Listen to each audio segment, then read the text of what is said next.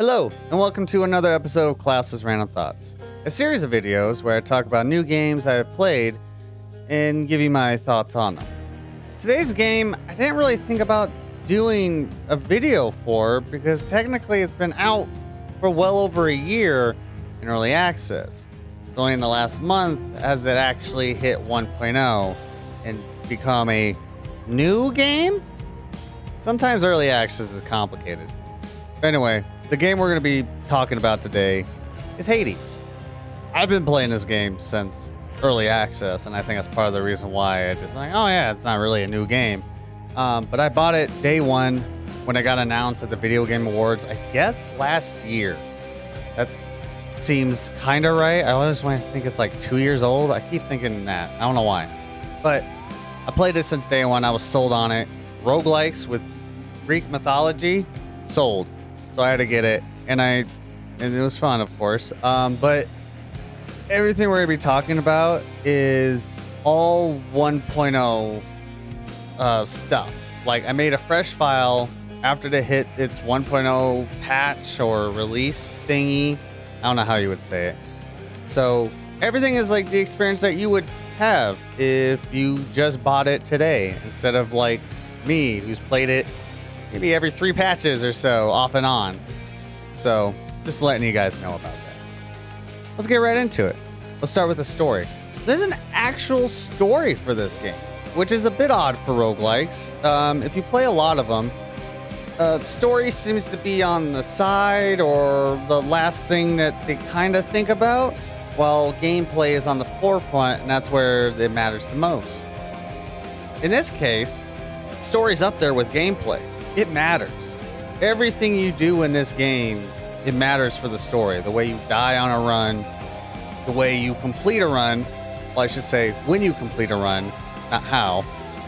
But there's lore reasons on why you keep the cycle going, and when you complete a run, why you want to keep going with that cycle. They give you plenty of reasons in that aspect, story-wise, to keep going, which is a very powerful thing for a roguelike, because while there's like Binding of Isaac, who has only like an intro scene and an outro scene if you complete a run, that's your only motivation and knowledge of what is going on in the game. Sometimes that's not enough. They do it really well story-wise in this because it makes you want to keep going. And as you keep going, you learn new characters, you learn more lore. Like in the beginning, it was very simple. You just want to get out of hell, because you are the son of Hades, your name is Zagreus, and you just want to escape. You want to experience what's outside the underworld. Because that's the beginning of the story. Because as it goes on, it gets more complicated. As more runs you fail or complete, it gets a bit more complicated. You meet new characters, meet new gods, and all that. And the story evolves with your runs. And I think that's a really cool thing they did with this, and it's all focused with the story, and it just keeps you wanting to play longer and more. It's really good, and more games need to do that because I like it. I guess that's it. That's why. That's all you need. That's the only reason you need. You need to do more of it because I like it. There you go. Next, the graphics. This is a Supergiant game. If you don't know who they are, they made Pyre, Bastion, Transistor. So that means that all the art in this game was hand-drawn with their unique style. The bosses, the characters, the gods, even the areas and everything is all hand-drawn. And it is stunningly, sure, that's a word, beautiful. Everybody has their own unique design. Even down to the little enemies. They're not as like detailed, but they have their own identity in that factor. And the more important characters, they have their own avatars when like a speech box comes up, and God, they're beautiful. I think Artemis is probably one of my favorites, so I might show this a little bit there. I don't know. I'm trying something new. It's a gorgeous art style, and you love hand-drawn, which I don't see how you cannot. It's one of my favorite types of like styles out there. You'll probably love this graphically as well, because it's just, I can't praise it enough. There's like really no negatives that I see of it. I think they did that really well along with the story. it's good. It's just good graphics. It's pretty. Can't argue with pretty, and you can't argue with good hand-drawn art. Next, gameplay. So, like I said before, like how most roguelikes are, the story's not as important as the gameplay and what you do with that. It's no different here. The gameplay is still important. Like, it's good. The way it works is that you choose a weapon in your arsenal before going off. You start off with 3, which is a sword, spear, and shield, and you can unlock 3 more, which are on top of the sword, spear, and shield. There's a bow, gauntlets, like fists, basically, and a gun. Sounds weird to say for Greek mythology. Yes, we got the basic weapons. We got sword, spear, shield, of course a bow, fisticuffs, that's a bit of odd, and then a gun. Gun? All right. Well, there's lore around that, by the way. I should probably go on that. You choose one of these weapons, and you go on a run, and one of the, like in any roguelike, I should say, choose a weapon or whatever, go on, and you upgrade it along that run, like a typical roguelike. And that either goes into a couple of different things like hammers, which you change the way the weapon actually acts. Like, perfect example, you got the spear. It has a normal thrusting attack. You can get a hammer, like Hephaestus's hammer, I think that's what it was called, where you can change it. You choose 1 out of 3. This goes with every upgrade, essentially. Where, say one of them has like 3 spear thrusts on the side of it, so you have a wider range of attack. Stuff like that. And then there are boons, which are the biggest thing. Boons come from the gods that are trying to help you escape the underworld. They think, I'm phrasing that weird, but there's just a bit of spoilers, but I'm just going to say it anyway. They think you're trying to get out to meet them, which is kind of true in the beginning, but that changes, of course. Want to visit them on Mount Olympus. And depending on the boon, it's a different god with every time, and you unlock more as you progress with the story, of course. But a lot of times they'll comment on your whatever with it, like how many tries you've had. I had that happen to me. I think it was the god of wine. He commented like, hey, you've like tried like over 20 at this time to get out of here, but I still believe in you. And at that time it was like 24 attempts. And I was like, damn, that's cool. I like that type of dialogue. And like I said, so about the gun, they'll comment on your weapons even depending on the god. Like, oh, you got this weapon of that was a powerful weapon. It once belonged to this guy during our war with the Titans. Stuff like that. And that's the cool thing with the gods on that front with story is that you just get a little bit of snippets about them and their comments. It's nice.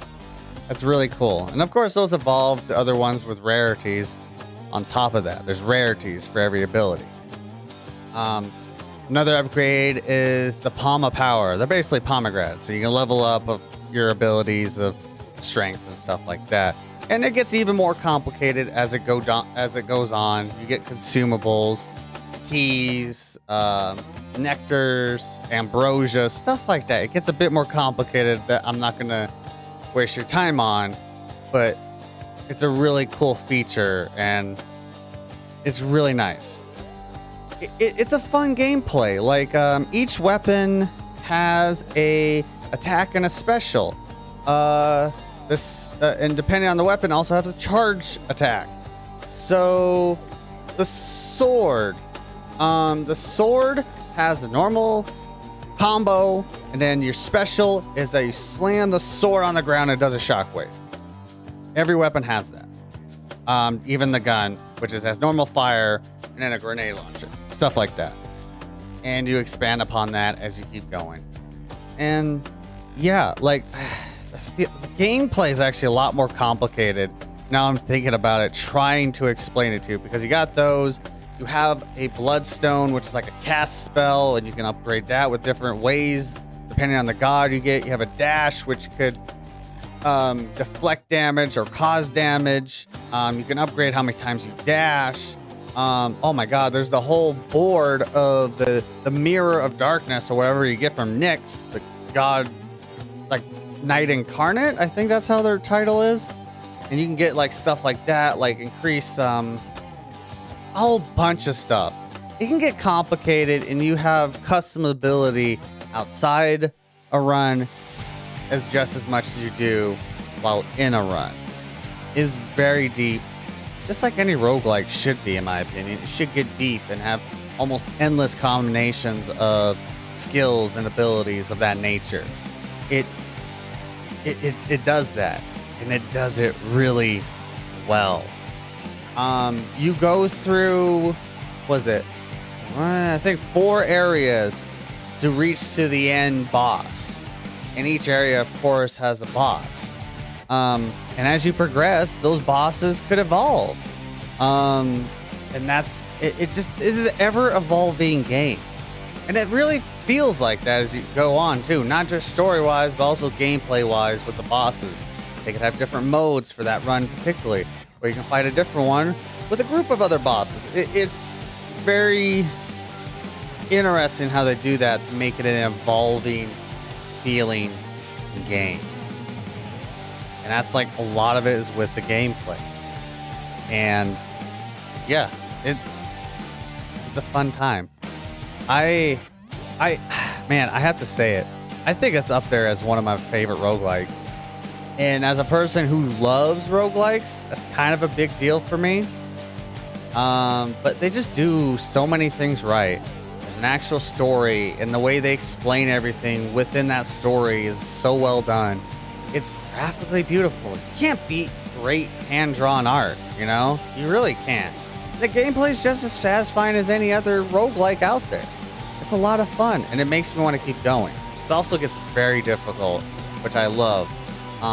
And when you get to that final boss, it gets hectic of the abilities and the damage output that you could dish it out onto a boss. And it's so much fun. I played it for 5 days straight, something like that, on stream, 6 hours a day, and I only completed 2 runs. My second one was even off stream, and I just happened to be lucky with some good perks. Like, it's a very difficult game, but it's a lot of fun. It's a lot of fun. But also, like, I'm also terrible at roguelikes, so I've only completed Isaac once, just to give you an idea. I'm not good at these games. But yeah, you should really check it out. Honestly, it's probably one of my favorite roguelikes. It's $25 on, I don't know if it's on consoles. I know it's on the Switch, but I know it's on Steam and Epic if you got it on PC. It's a fun game. You should certainly check it out. And I can't believe it's taken me this long to talk about it. So, hope that did some justice for it. I know there's a lot of praise in it, but there's not a lot of negatives. A couple little bugs, like, I should throw that in. I had one point where the run just bugged out, and I had to restart it, and I was, like, at the end with a really good build, and it basically just ruined it because of a little bug. But that only happened once. I've had a sound bug, which also happened only once. It's a pretty optimized game. It's it doesn't lack that many problems, I think. And I've only run across a couple. So yeah, that's my thoughts on Hades. You should certainly check it out. It's worth the buy. Anyway, thanks for tuning in to this video, guys. Hope you guys enjoyed it. If you did, hit that like button. If you didn't, hit the dislike button. Do whichever you do. You know, this is your choice. You should check out my other stuff on here if you want to. Also subscribe if you like what you see. And amongst the other things, and you can check out the other things I do on my channel, like I have an Among Us series popping up right now. I also do Remember series, which is a compilation series, compilation videos. Yeah, you can certainly check that out. And if hit that bell too. If you do, just choose to subscribe. That way you can be notified about any new uploads and stuff like that. Yeah, thanks for tuning in, everyone. Hope you had a good time watching this video. Too much of a streamer brain. I keep thinking like that. Yeah, I'll see you guys next time in the next Thoughts video. Have a lovely day.